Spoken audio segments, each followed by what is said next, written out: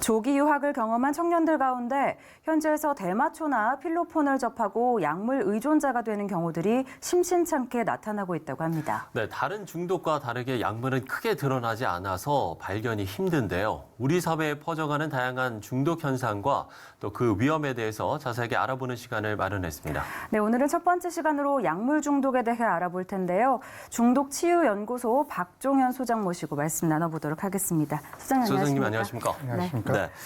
자, 저희가 본격적으로 좀 약물 중독 관련 이야기를 나누기 전에요. 일단 최근에 이 세계보건기구 WHO가 게임 중독을 질병으로 분류하지 않습니까? 그렇죠. 이 부분에 대한 이야기를 조금 먼저 나눠보고 본격적으로 좀 이야기를 해보도록 하죠. 네. 게임 중독을 질병으로 분류하는 문제, 일단 긍정적인 입장과 부정적인 입장, 좀 어떤 것들이 있을까요?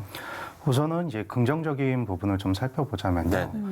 우리 한국 정부는 이전부터 게임 중독이란 부분들을 질병으로 분류는 하고 있었지만 실질적으로 중독이란 이름이 가지는 부정적 이미지 때문에 네. 가몰입이란 용어로 대체해서 실제 예방 교육이라든지 상담은 계속 진행을 해왔었습니다. 네. 네, 그런 상황 중에 WHO가 실제 게임 중독을 질병 코드를 부여하겠다라고 한 부분들은 어떤 부분이냐면은 이제는 게임 중독이란 부분이 특정 나라의 질병들이 아니라 전 세계적으로 공통적으로 나타나는 공통적 질병이 됐기 때문에 더 이상 이것들을 질병으로 분류를 해서 전문적 치료나 예방이 들어가야지 이것들을 내버려두면 안 되겠다라고 본 것이고요. 이 부분의 긍정적인 부분은 아무래도 기존의 중독으로 분류를 하지 않았기 때문에 엄밀하게 말하면 전문적인 치료라는 것들이 실제 중독의 문제에 빠져 있는 사람들에게는 거의 이루어지고 있지 못했었습니다. 그렇기 때문에 이번에 진단 코드가 나옴으로 인해서 질병적인 연구라든지 아니면 그들을 도울 수 있는 좀 더 구체적인 방법들이 많이 만들어질 거여서 그 부분에 대해서는 매우 좋은 부분이라고 생각을 하고 있습니다. 예, 부정적인 부분은 그럼 어떤 부분이 있을까요? 부정적인 부분들을 본다면은 이제 많은 사람들이 중독이라는 이미지가 가지고 있는 부정적 이미지가 있거든요. 그렇죠. 우리 가정에서 아이가 게임에 중독이 됐다라고 하면은 이걸 게임에 중독된 아이의 문제로 바라보는 게 아니라 가족 전체가 이 아이에게 뭔가 잘못한 환경을 만들었기 때문에 중독이 됐다라고 바라보는 시선들이 아직까지도 우리 사회에 있기 때문에 아무래도 이런 문제가 만들어지면 이전에는 적극적 치료라는 부분들이 좀 더 가능해졌다면은 한쪽으로는 가정에서는 이 문제를 더 숨기려고 하는 모습까지도 나타날 수 있겠죠. 그래서 그 부분이 엄밀하게 말하면 부정적 모습이 되지 않을까 싶습니다. 네, 그렇습니다. 저희가 먼저 게임 중독에 대한 이야기를 나눠봤는데요. 본격적으로 좀 약물 중독 실태에 대해서 좀 이야기를 나눠보자면 이 약물이라는 것이 크게 드러나지 않아서 발견되기가 어렵다 이런 점을 저희가 앞에서도 짚었는데요. 그런데 사실 우리 사회 곳곳에 굉장히 많이 퍼져 있다고요? 실제 대검찰청에서 매년 마약백서라는 것들을 발간을 하는데요. 2016년도, 17년도에 14,000여 명 정도, 작년에는 12,000여 명 정도가 약물 사용으로 인해서 처벌을 받았습니다. 근데 이것들은 소위 말해 중독에 관련된 모든 통계들은 최소 통계라고 이야기를 합니다. 실제 보이지 않는 것들은 드러난 통계의 10배를 더하라고 되어 있습니다. 10배요? 네. 그렇기 때문에 실제 약물에 관련된 문제는 우리가 나와 있는 수치보다는 더 많은 부분에 심각한 영향을 미치고 있고요. 이것들이 예전에는 특정 직업의 문제였다면 지금은 조기 유학이나 그리고 유학을 갔다 돌아온 친구들 그리고 전 세계적으로 여행도 많이 자유화되고 이런 과정 안에서 그리고 모바일 메신저라는 게 발달하면서 20대에서 훨씬 더 쉽게 약물을 접하고 쉽게 약물을 사용하는 현상들이 더 많이 일어나고 있고요. 실제 고등학생들 사이에서도 성인 약물까지도 진행이 된 경우가 꽤 많이 일어나고 있습니다. 최근 들어서 참 언론에서도 이 약물 중독 이야기가 많이 나오고 있고 그동안에 드러나지 않았던 부분들이 이제 드러나는 것 같은데 이렇게 약물을 처음 접하게 되거나 약물을 좀 유입하는 경로들이 있을 것 같거든요. 어떤 것들이 있습니까? 예전에는 그 나라에 가서 약물 중독이 되고 들어와서 약물들을 구입하는 루트가 대부분은 그 나라에서 사갖고 들어오는 경우들이 주로 많았었습니다. 사갖고 들어오는 경우가 많았는데 지금 같은 경우는 인터넷이 발달하다 보니까 지금 현재 마약이 들어오는 루트들은 대부분은 국제 우편물을 통해서 들어오는 경우가 상당히 많습니다. 그래서 마약 관세청의 마약 탐지견 센터의 직원들이 서울 우체국에 외국 화물들이 들어오는 우편물이 들어오는 곳에 실제 파견이 돼서 그곳에서 마약들을 많이 잡아내기도 하고요. 그리고 일부 마약 대마를 허용한 나라에 가서 실제 사용을 하고 소량을 개인이 들고 들어오는 방식들도 있고, 그리고 중국을 통해서 필로폰을 들여오는 방식들. 그래서 범죄 조직이 들고 들어오기보다는 지금 현재는 개인이 가지고 들고 들어오는 물량이 좀 더 많아졌다라고 보시면 맞습니다. 그러면 이런 것들을 좀 저희가 처음에 어떻게 좀 접하게 되는 경우들이 많습니까? 뭐 주변에 뭐 친구라든지 뭐 이런 것을 통해서 이 약물을 접하게 되는 경우들도 있나요? 우선은 호기심에 접하는 경우가 대부분이고요. 왜냐하면 이런 방송 매체들이 약물에 관련된 사건들을 보도하게 되고, 그리고 약물에 관련된 저희가 예방 교육을 하다 보면은 많은 사람들이 실제적으로 약물을 처음 접하게 되는 것들은 정말 저 약물이 그렇게 효과가 좋아? 정말 기분 좋아질 수 있는 거야? 얼마나 좋길래 쟤도 저런 약물을 할까라는 호기심에서 시작하는 경우가 상당히 많고요. 그 호기심 다음으로는 주변의 친구들의 권유가 한 40% 이상. 아, 40%라고요? 친구들의 권유. 그러니까 우리나라 문화적 특성이 좀 있는 것 같습니다. 이 부분은 뭐냐면 우리나라 사람들이 뭐가 됐던 나누는 문화들이 좀 있다 보니까 안 나눠도 될 것까지 굳이 나눠서 그래서 내가 이런 걸 써봤는데 정말 좋더라. 너도 한번 써봐. 라고 해서 저도 실제 보호관찰소에서 상담을 하고 교육을 하다 보면은 친구분들이 같이 오는 경우가 꽤 있습니다. 그게 친구가 사용을 하다가 이게 있으니까 너도 한번 써봐. 해서 제 친구 따라 강남 간다고 약물을 같이 사용해서 친구분들이 같이 오는 경우도 꽤 많이 있습니다. 네, 그렇군요. 사실 이게 성인들의 경우에도 문제지만 아까 말씀하신 대로 인터넷이나 이런 경로들을 통해서 학생들도 많이 접하고 있다고 말씀을 하셔서 무엇보다 중요한 것이 이 예방 교육인 것 같은데요.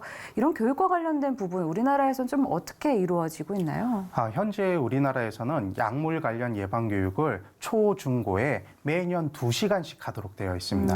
근데 이게 전체가 다 약물로 구성이 되는 게 아니라 초등학생의 경우는 금연교육과 인터넷 교육, 성교육이 같이 이루어지고 있고요.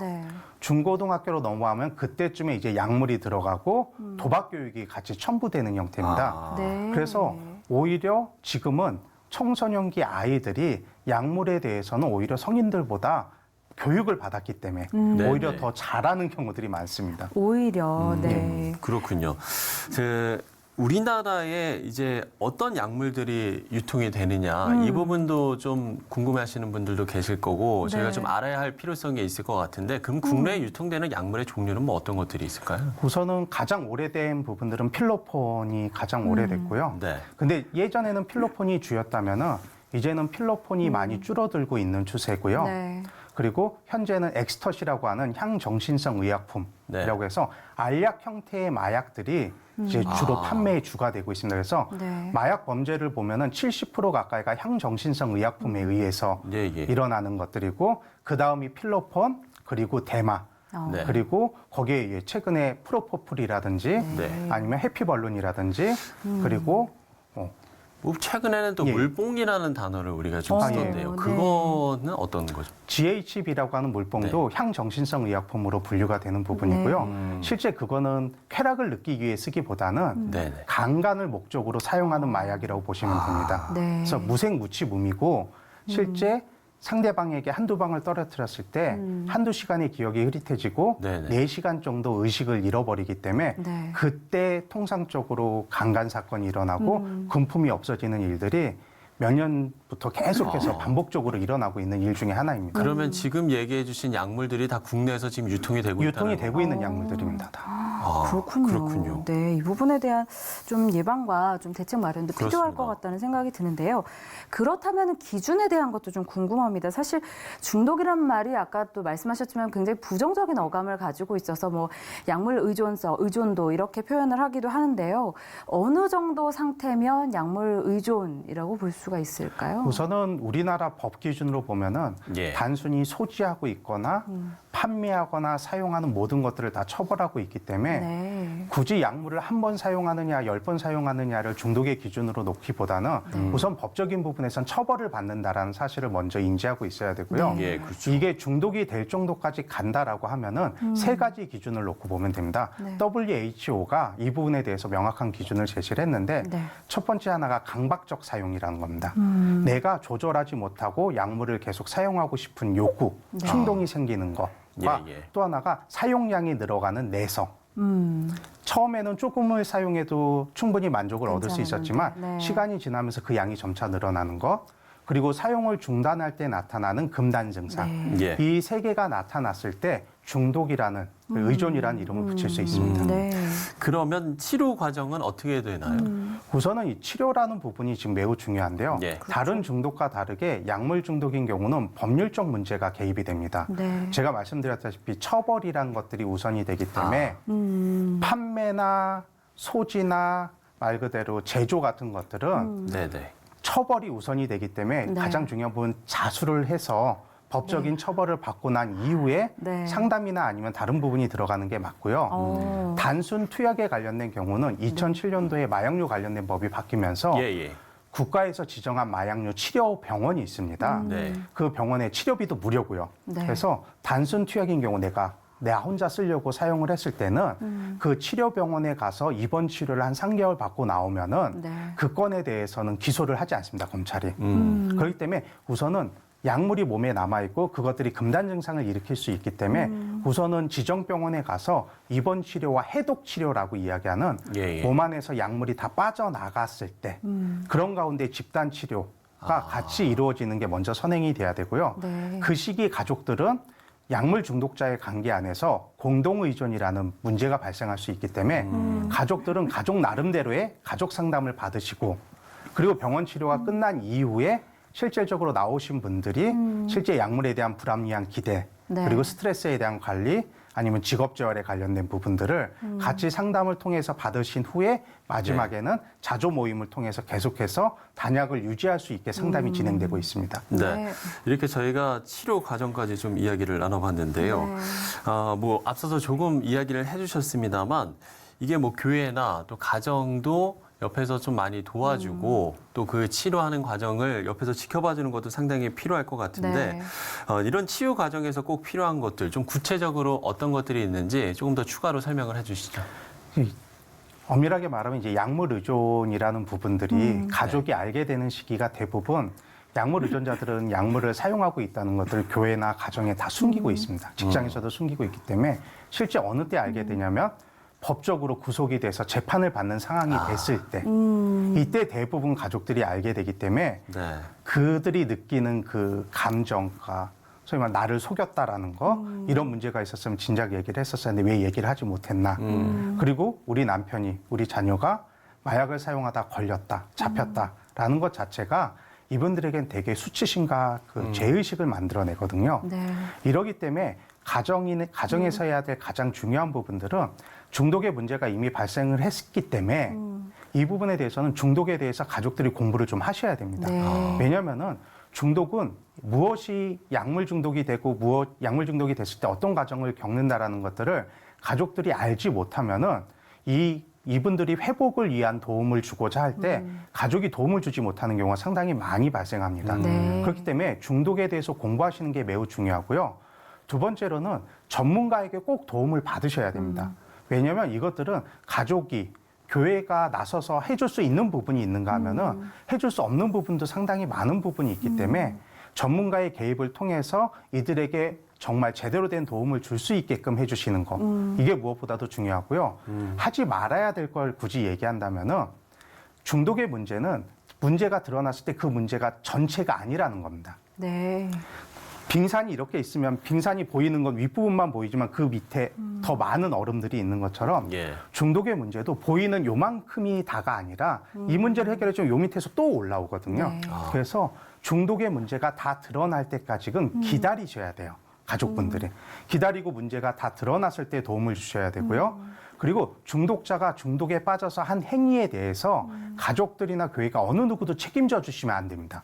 본인 스스로 책임질 수 있어야지 이것들이 무엇이 잘못된 것인지를 본인이 느낄 수 있기 때문에 책임져 주셔도 안 되고 그분의 행동으로 인해서 가족들이 죄의식이나 죄책감을 가져서도 절대 안 됩니다. 죄의식, 죄책감 자체가 이분들로 하여금 약물을 더 사용하게끔 만들거든요. 그래서 이런 부분들만 조심하신다면은 문제를 해결하는 데 있어서 많은 도움이 좀 될 것입니다. 네, 좋습니다. 오늘 약물 중독에 대한 이야기를 나눠봤습니다만 이 그렇습니다. 중독 문제가 생각보다 우리 사회에 깊숙이 들어와 있다는 생각을 하게 됩니다. 이 부분에 대해서 좀 더 경각심을 갖고 우리도 좀 더 관심을 갖고 해결 방안을 함께 모색해봐야겠다는 그런 생각이 들었습니다. 오늘 중독연구소 박종현 소장님과 이야기 나눠봤습니다. 오늘 말씀 고맙습니다. 감사합니다.